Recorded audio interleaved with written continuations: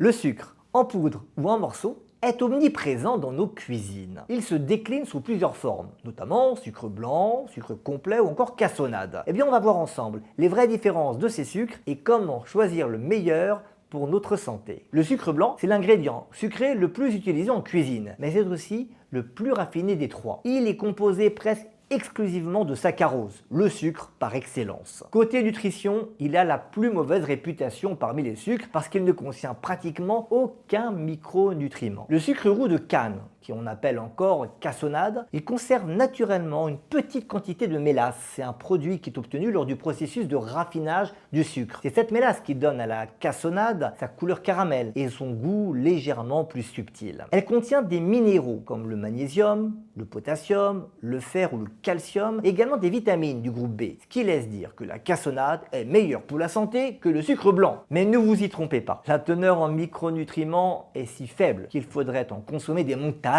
pour en tirer un réel bénéfice. Qu'en est-il maintenant du sucre complet, comme le rapadura ou le muscovado? C'est le moins transformé du trio. Il est obtenu par simple déshydratation du jus de canne à sucre. C'est pourquoi il conserve tous les nutriments naturellement présents, minéraux, vitamines et même quelques fibres. Son indice glycémique, c'est-à-dire son effet sur la glycémie, le glucose dans le sang, est légèrement plus bas que celui de ses cousins. Il reste quand même considéré comme moyen à élever. Alors quel sucre choisir? Si on devait établir un podium santé, le sucre complet remporterait la médaille d'or, suivi de la cassonade, puis du sucre blanc. Mais attention, cette victoire est toute relative. Même si pour 100 g de sucre, la différence en micronutriments entre ces trois sucres est significativement différente, cela ne représente pas grand-chose quand on limite sa consommation de sucre ajouté. En clair, le véritable enjeu, ce n'est pas de choisir tel ou tel sucre, mais plutôt de limiter la quantité totale ingérée. Tous les sucres, quelle que soit leur forme,